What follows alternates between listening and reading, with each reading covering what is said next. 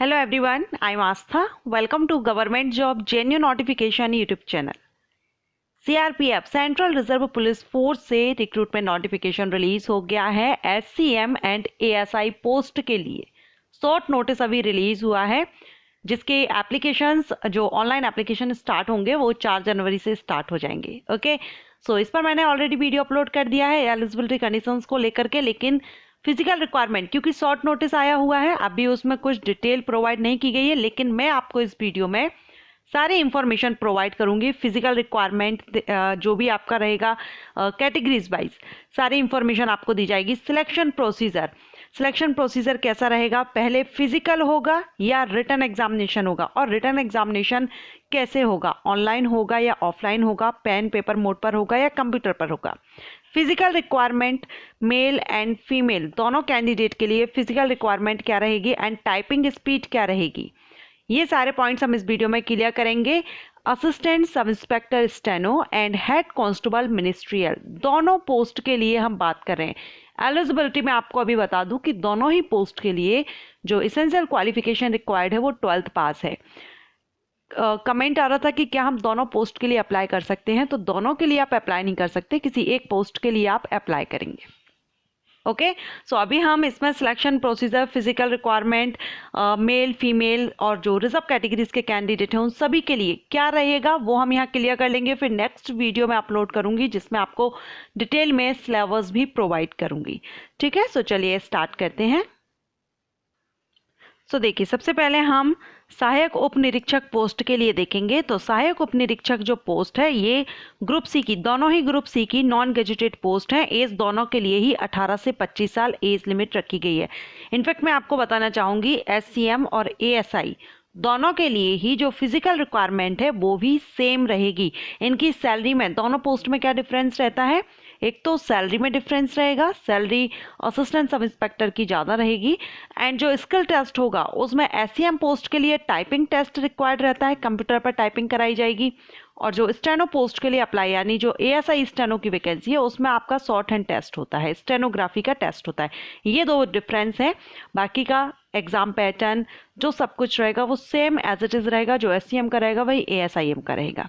ठीक है, सो चलिए हम यहाँ पर देखेंगे भर्ती प्रोसेस। तो इसमें 10+2 कैंडिडेट यानी कि 12th पास कैंडिडेट अप्लाई कर सकते हैं, और इसमें आपकी जो कंप्यूटर पर दक्षता यहाँ पर मांगी गई है, श्रुत लेखन शॉर्ट हैंड, क्योंकि ये एएसआई स्टेनो की वैकेंसी है। इसमें 10 मिनट में 80 वर्ड पर मिनट की स्पीड, 10 मिनट का टाइम दिया जाएगा, 80 वर्ड पर मिनट की स्पीड रहेगी। प्रतिलेखन का जो समय रहेगा वो कंप्यूटर पर रहेगा, अंग्रेजी में 50 मिनट और हिंदी में 65 मिनट। ये हम एएसआई पोस्ट की अभी हम बात कर रहे हैं।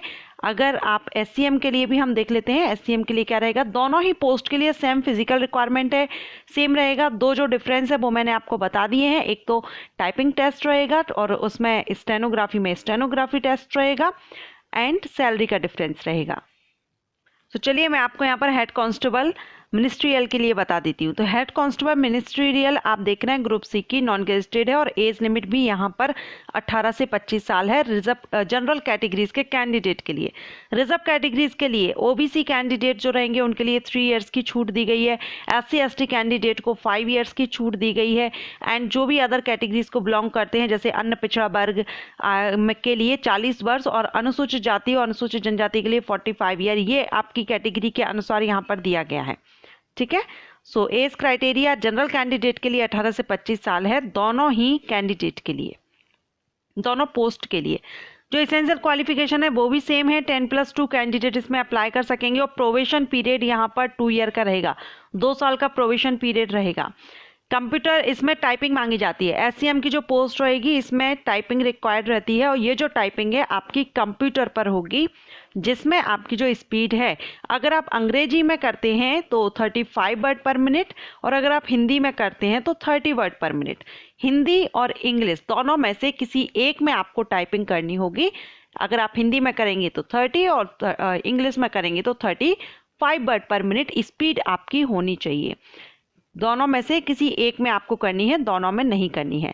कंप्यूटर पर प्रत्येक शब्द के लिए अंग्रेजी में ये कंप्यूटर पर, यानी आपकी जो टाइपिंग होगी वो कंप्यूटर पर होगी। कमेंट आया था कि कंप्यूटर पर टाइपिंग होगी या टाइपराइटर पर, तो यहाँ पर आपकी जो टाइपिंग चेक की जाएगी वो आपकी कंप्यूटर पर देखी जाएगी। अब हम यहाँ पर फिजिकल रिक्वायरमेंट देखेंगे।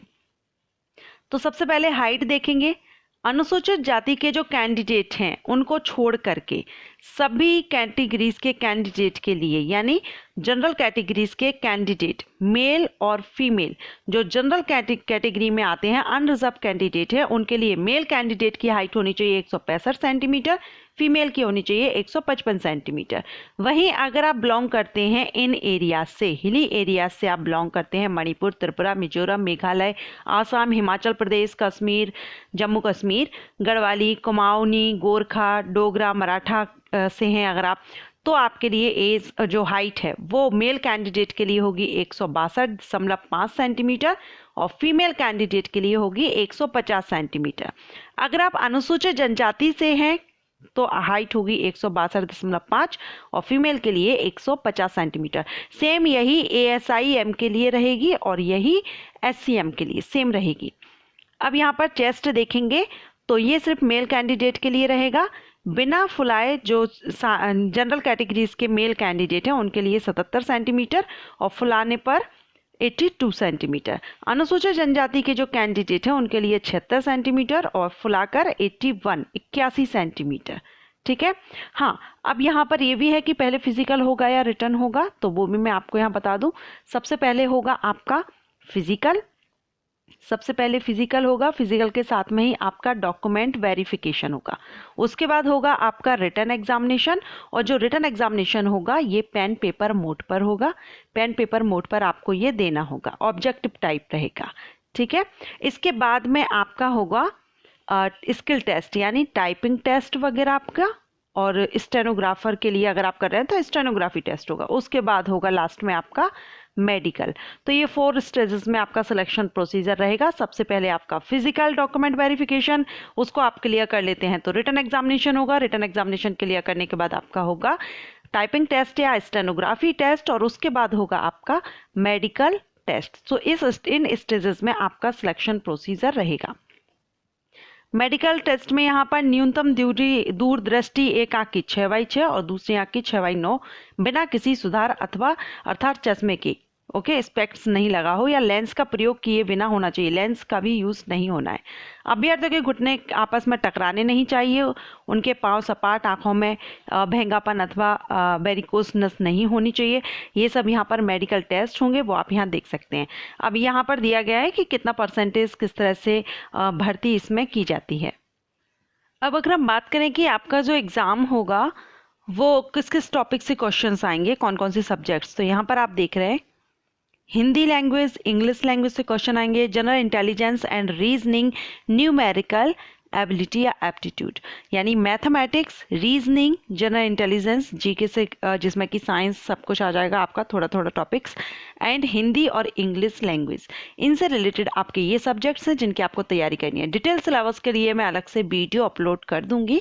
अभी मैंने इस वीडियो में आपको जो फिजिकल रिक्वायरमेंट क्या रहेगी, टाइपिंग टेस्ट क्या रहेगा, है, टाइपिंग स्पीड दोनों ही पोस्ट के लिए, यानी स्टेनोग्राफी रहेगा, दोनों में डिफरेंस क्या है मैंने आपको बता दिया है। ज़्यादा vacancy head constable ministerial post के लिए, दोनों के लिए 12th के बाद कर सकते हैं। अगर आपको सर्टेन आती है तो आप ASI के लिए भी कर सकते हैं, अगर नहीं आती है तो टाइपिंग आपको ज़रूरी है हेड कांस्टेबल मिनिस्ट्रियल पोस्ट के लिए। हिंदी या फिर इंग्लिश दोनों में से आप किसी भी लैंग्वेज में टाइपिंग अगर नहीं आती है तो अभी आप प्रैक्टिस कर सकते हैं, सीख सकते हैं, क्योंकि आपका जो टाइपिंग टेस्ट होगा वो आपका काफ़ी टाइम बाद होगा, क्योंकि अभी तो इसके एप्लीकेशन स्टार्ट नहीं हुए, जनवरी से स्टार्ट होंगे, जनवरी लास्ट में इसके एंड होंगे। उसके बाद उसका फिजिकल चलेगा, फिजिकल के बाद रिटन एग्जामिनेशन होगा, रिटन एग्जामिनेशन के बाद आपका टाइपिंग टेस्ट होगा। तो अभी आपके पास काफ़ी टाइम है। अगर आपकी टाइपिंग अच्छी नहीं है या टाइपिंग आपने अभी नहीं की है, नहीं सीखी, आपको नॉलेज नहीं थी, तो आप टाइपिंग स्पीड अपनी इंक्रीज कीजिए या टाइपिंग आप सीख लीजिए, और टाइपिंग आपकी कंप्यूटर पर होगी। सो कंप्यूटर पर आप टाइपिंग जरूर सीख लीजिएगा, क्योंकि टाइपिंग टेस्ट के बगैर आप या तो स्टेनो आनी चाहिए या फिर टाइपिंग, दोनों में से कोई एक आपके पास होना चाहिए, आपको आनी चाहिए, तभी आप इन दोनों में से किसी एक पोस्ट के लिए अप्लाई कर सकते हैं। ओके, सो अभी काफ़ी टाइम है, आप टाइपिंग स्पीड सीख लीजिए और अपनी स्पीड को इंक्रीज़ कीजिए। स्पीड आपने यहाँ पर मैंने आपको बता दी है, इंग्लिश में 35 वर्ड पर मिनट और हिंदी में 30 वर्ड पर मिनट स्पीड कंप्यूटर पर होनी चाहिए। सो अभी यहाँ पर हमने मेल फीमेल और कैटेगरीज वाइज सभी के लिए हाइट देख ली, चेस्ट देख लिया, और हाँ रनिंग वगैरह इसमें हो गया नहीं। तो प्रीवियस अगर हम एग्जामिनेशन देखें तो उसमें कोई भी रनिंग वगैरह इस तरह से फिजिकल टेस्ट नहीं हुए थे, ओनली यहाँ पर आपका स्टैंडर्ड चेक किया गया था, हाइट चेक की गई थी, वेट चेक किया गया था, एंड यही रहता है चेस्ट चेक करना।